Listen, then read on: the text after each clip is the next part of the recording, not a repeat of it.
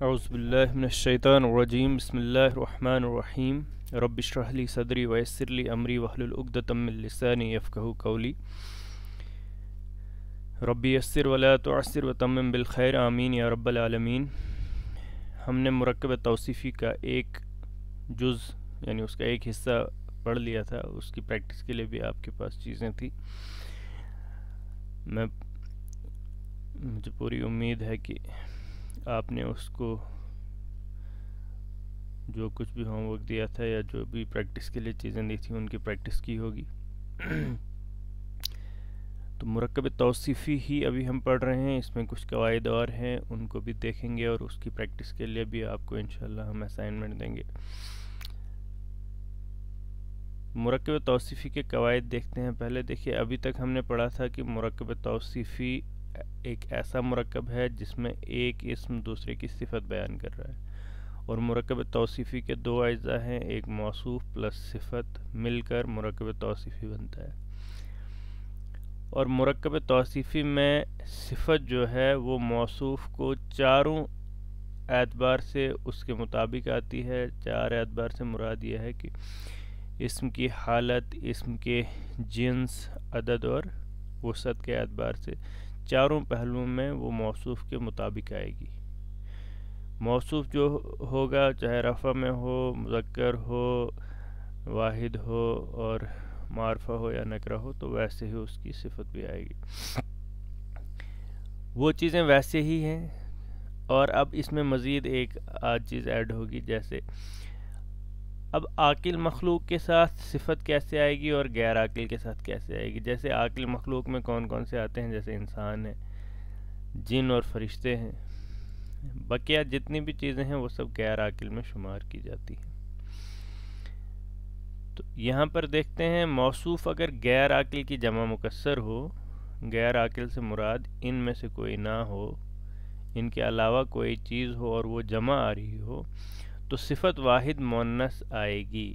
صفت واحد مؤنث آئے گی۔ دیکھیے، کتاب ہے، کتاب کی جمع ہے الکتب، یہ جمع مکسر ہے، اور یہ نہ تو انسانوں میں سے ہے، نہ جنوں میں سے ہے، نہ فرشتوں میں سے ہے۔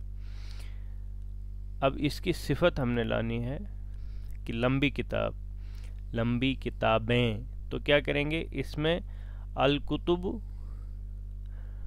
اب اس کی جمع نہیں لائیں گے بلکہ اس کی واحد مؤنث صفت لائیں گے۔ الطویلۃ، الطویلۃ الف لام کے ساتھ الطویلۃ، اور اگر یہ کتبن ہوتا تو پھر لگتا طویلتن۔ طوال نہیں کریں گے یہاں پر، الکتب طوال، الکتب الطوال، وہ غلط ہو جائے گا۔ تو یہاں پر کیا ہوگا، جب بھی موصوف یعنی جس کی صفت بیان ہو رہی ہے اس کو موصوف کہتے ہیں، اگر غیر عاقل کی جمع مکسر ہو، جمع مکسر، تو صفت جو ہے وہ واحد مؤنث آئے گی۔ اس قاعدے کو ہم نے خیال رکھنا ہے۔ اور معرف باللام سے پہلے والے لفظ کے آخری حرف پر اگر تنوین ہو تو یہ صرف پڑھنے والا قاعدہ ہے، یہ والا جو میں بتا رہا ہوں یہ پڑھنے والا قاعدہ ہے کہ اگر معرف باللام سے پہلے، یعنی جو الف لام کے ذریعے سے معرفہ بنایا جاتا ہے، یعنی الف لام سے پہلے اگر تنوین ہو تو نون کو ظاہر کر کے پڑھتے ہیں۔ مثال کے طور پہ معرفہ ایک اسم آ رہا ہے زیدن، اب یہ معرفہ ہی رہے گا، زیدن ایسے ہی رہے گا، یہ ہے ہی معرفہ، یہ نکرہ ہو ہی نہیں سکتا۔ تو جیسے زیدن، اب ہم نے اس کی صفت لانی ہے تو اس کو معرفہ بنا کے لانی پڑے گی العالم، تو زیدن العالم کو جب ہم پڑھیں گے تو اس کو پڑھیں گے زیدن العالم، تو یہ نون، اس کو نون قطنی کہتے ہیں نا، دیکھیے آپ قرآن میں بھی دیکھتے ہیں ایک چھوٹا سا نون نیچے بنایا ہوتا ہے، تو اس کو ایسے اس قاعدے کے تحت اس کو پڑھا جاتا ہے زیدن العالم۔ تو معرف باللام کے متعلق اب تک جتنے قواعد آپ کو بتائے گئے ہیں ان سب کو یکجا کر کے لکھیں اور زبانی یاد کریں، آپ کے لیے ایک اسائنمنٹ ہے۔ اور مرکب توصیفی کے متعلق اب تک جتنے قواعد آپ کو بتائے گئے ہیں ان سب کو یکجا کر کے لکھیں اور زبانی یاد کریں، یہ دوسرا اسائنمنٹ ہے، کیونکہ جب تک قواعد آپ کو ازبر نہ ہوں گے، اچھے سے یاد نہیں ہوں گے، تو آپ کو جملے میں اس کا استعمال کرنا کافی مشکل ہو جائے گا۔ تو چلیے مشق نمبر 7 میں کچھ مرکبات کا ترجمہ کرتے ہیں. کئی سارے مرکبات ہیں. عالم محمود مرکب توصیفی ہے، اس اعتبار سے اس کو ترجمہ کریں گے. موصوف کو پہلے لائیں گے اور صفت کو بعد میں. تو محمود کا کیا ہوگا ترجمہ؟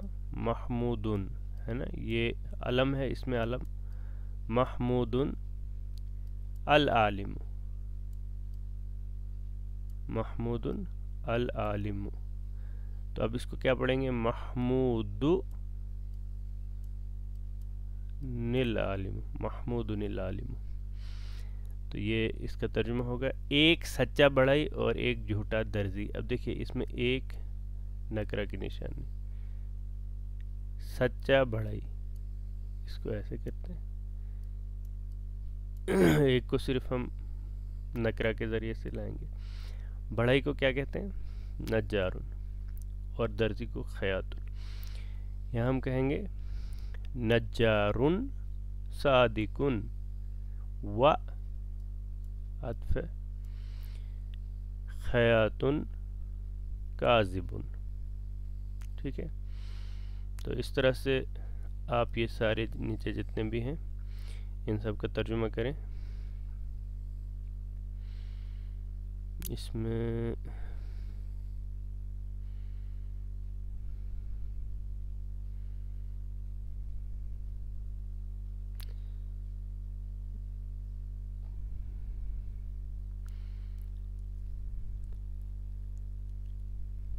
دیکھیے ایک طویل نماز یا کچھ پاک نمازیں.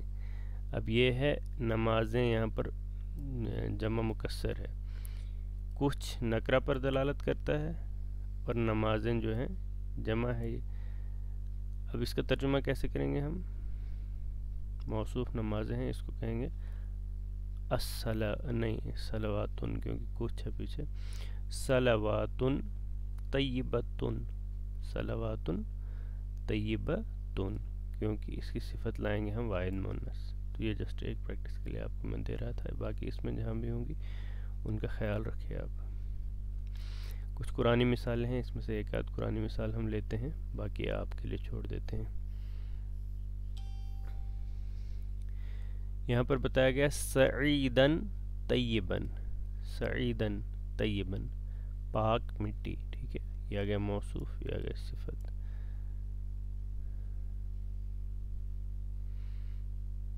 دیکھیے صحفن متحرتن، صحفن جو ہے جمع ہے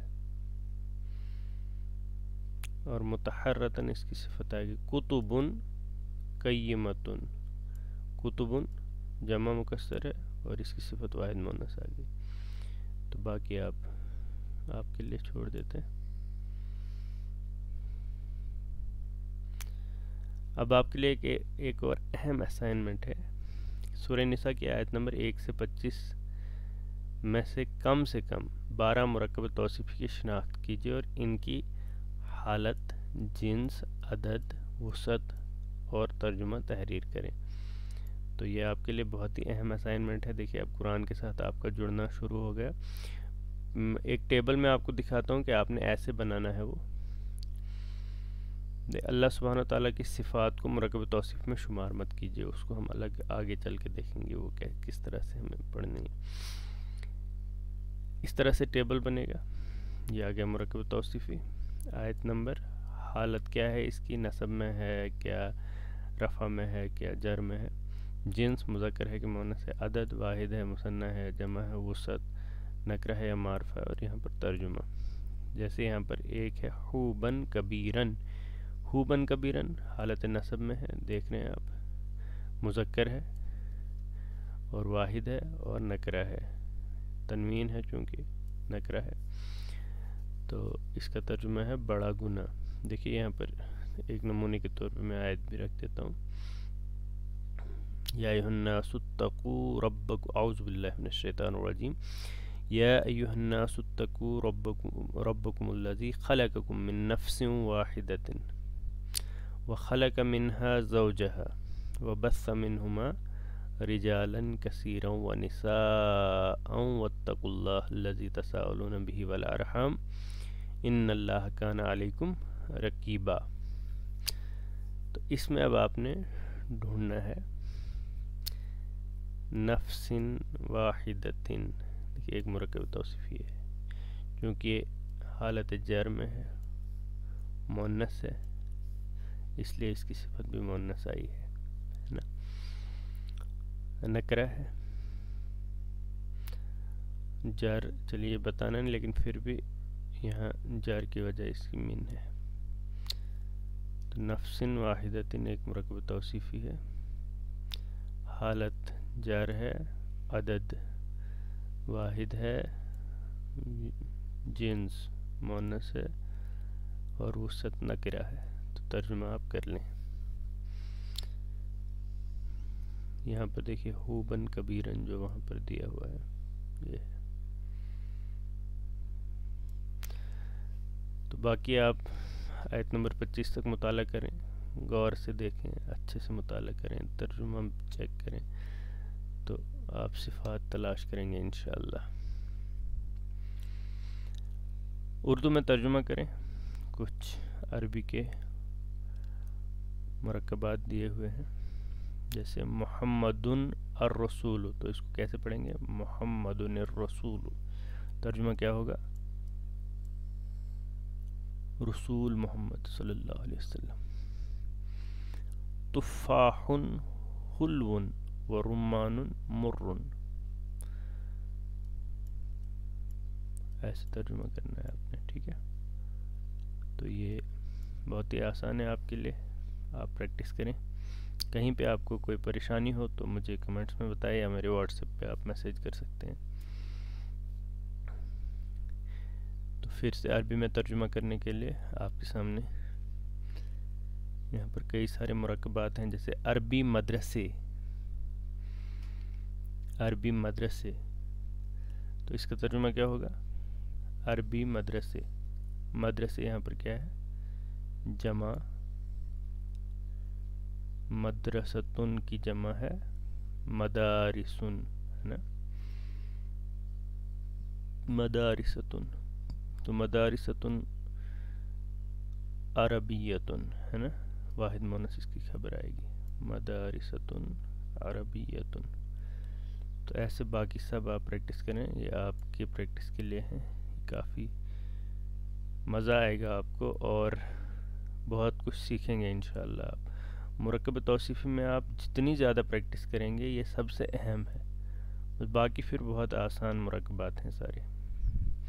تو یہ آپ کے لیے کچھ ویکیبلری ہے جیسے باردن ٹھنڈا، نقیٌ صاف، حلوٌ میٹھا، حبرٌ روشنائی، مرسمٌ پینسل، عقدٌ ہار جو گلے میں پہنتے ہیں، سمینٌ قیمتی، ثورٌ بیل، سمینٌ موٹا، سریعٌ تیز، شارعٌ سڑک، واسعٌ چوڑی، عطوفٌ مہربان یا مشفق، ادیبٌ ادیب، حدیقۃ آگیا باغ، مثمرۃ پھلدار، وردۃ گلاب، شہی لذیذ، بائت باسی، فضۃ چاندی، فجۃ کچا، مفتحۃ کھلا ہوا، ناضج پکا ہوا، صافی صاف، خرقاء فوہڑ گوار، مظلم اندھیرا، لامع چمکدار، عذب میٹھا، ساعۃ گھڑی، مصباح چراغ، منارۃ منار، شاۃ بکری، سیارۃ گاڑی، نشیط چست فرتیلا، مظلۃ سایہ دار، رائق خوشگوار، شامخۃ بلند، عمود کھمبا، ممطرۃ ابرآلود، ذلیل زائل ہونا، عفیفۃ پاک باز، بارٌ فرمانبردار. ٹھیک ہے، تو انہیں یاد کر لیجئے. آپ کے لیے ایک اور اسائنمنٹ ہے، اپنی تعلیم سے متعلق چیزوں پر موصوف صفت کے 6 ایسے جملے لکھو جس میں واحد بھی، تثنیہ بھی اور جمع واحد تثنیہ اور جمع اور تذکیر و تانیث آ جائے، یعنی جو کچھ ہم نے ابھی تک مرکب توصیفی سے متعلق پڑھا وہ سب کچھ اس میں استعمال ہونا چاہیے۔ تو یہ ایک اسائنمنٹ آپ کر لیں۔ جزاکم اللہ خیر۔ اللہ سے دعا کرتے ہیں کہ وہ ہمیں زیادہ سے زیادہ سمجھ عطا کرے، عربی کو سمجھنے کی توفیق عطا فرمائے، تاکہ ہم اللہ کے میسیج کو صحیح اعتبار سے سمجھ سکیں اور اس میں جو ہمارے لیے ہدایت اور گائیڈ لائنس ہیں ان پر ہم عمل کر سکیں اور اپنی زندگی کو بدل سکیں۔ سبحان اللہ و بحمدہ، سبحانک اللہم و بحمدک، نشہد ان لا الہ الا انت، نستغفرک و نتوب الیک۔ السلام علیکم ورحمۃ اللہ وبرکاتہ۔